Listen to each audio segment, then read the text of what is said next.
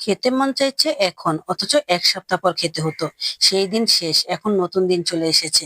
এই তো কালাভুনা করছি। আগে তো ৩-৪ দিন লাগিয়ে কালাভুনা করতে হতো। আর এখন ১ ঘন্টার ভিতরে কালাভুনা রেডি। আসসালামু আলাইকুম, কেমন আছেন সবাই? আশা করি ভালো আছেন। আলহামদুলিল্লাহ আমিও ভালো আছি।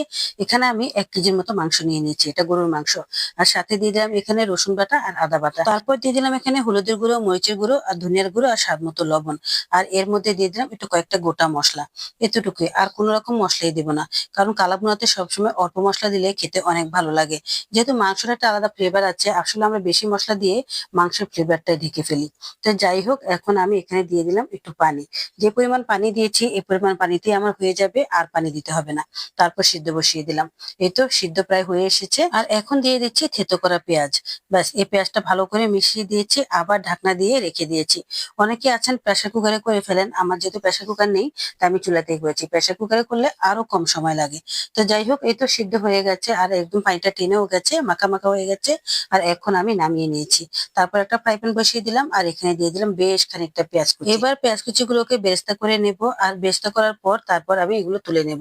সত্যি বলতে আমার কাছে এটা এত ভালো লেগেছে, এত অল্প সময়ে আর অল্প উপকরণে এত কম মশলায় এই কালাভুনা তৈরি করে খেয়ে দেখবেন একবার। এত মজা হয় কি বলবো। বেরেস্তা গুলো তোলার পর এবার দিয়ে দিলাম কারি পাতা। এই কারি পাতাটা হচ্ছে অপশনাল, দিলেও চলবে না দিলেও চলবে। কিন্তু কারি পাতাটা দিলে সুন্দর একটা ফ্লেভার হবে, খেতে অনেক ভালো লাগবে। তারপর সেই তেলের মধ্যে দিয়ে দিলাম আবার মাংসগুলো। এই মাংসটা এখন ভালো করে একটু ভাজা ভাজা করে নেব। চটজলদি মেহমান এসেছে, কালাভুনার একটা আইটেম করতে চাইছেন, এখন অনেক দেরি হয়ে যাবে এটাই ভাবছেন? কখনো ভাববেন না। এটা আধা ঘন্টার ভিতরে হয়ে যাবে যদি আপনার প্রেসার কুকার থাকে। আর যদি প্রেসার কুকার না থাকে তাহলে ১ ঘন্টা লাগবে। তো যাই হোক, এই তো কি সুন্দর করে এখন ভাজা ভাজা করে নিচ্ছি। আর আমার কাছে এইভাবে করে খেতে অনেক ভালো লেগেছে। মাংসের সাথে একদম মসলাগুলো সুন্দরভাবে ঢুকে গেছে। আর মাংসের যে একটা তাজা ভাব সেটাও কিন্তু আছে। কিন্তু অন্যান্য সময় যদি আপনারা অনেক দীর্ঘ সময়ে মাংসটাকে জাল করতে করতে তারপর মাংসটা দিয়ে কালাভুনা করেন, সেই কালাভুনাটা খেতে কিন্তু তেমন একটা ভালো লাগে না, কারণ একদম শুটকি শুটকি হয়ে যায়।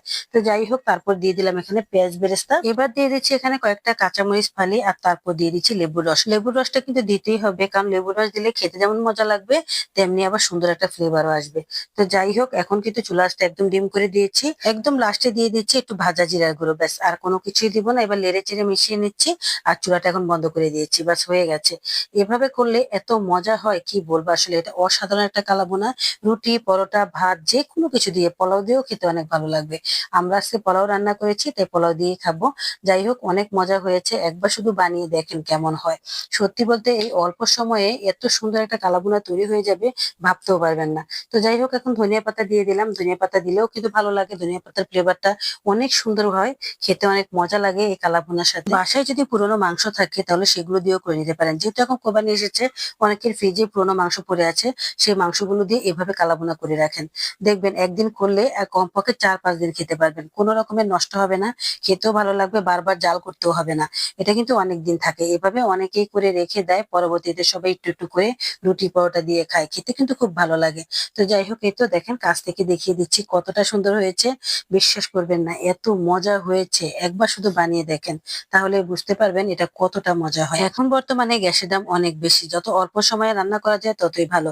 তো অল্প সময় যদি এভাবে একটু কালাভুনা করে খেতে পারি তাহলে মন্দ কি। দেখেন কি সুন্দর সিদ্ধ হয়ে গেছে। এই তো একটা চিড়ে দেখাচ্ছি, একদম পারফেক্ট ভাবে সিদ্ধ হয়েছে। এই কোরবানিতে কম বেশ সবার ঘরে মাংস থাকে, আপনি চাইলে এই কালাভুনাটা করে খেতে পারেন।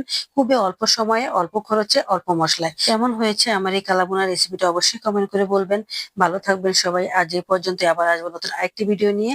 সবাইকে ঈদ মোবারক। আল্লাহ হাফেজ।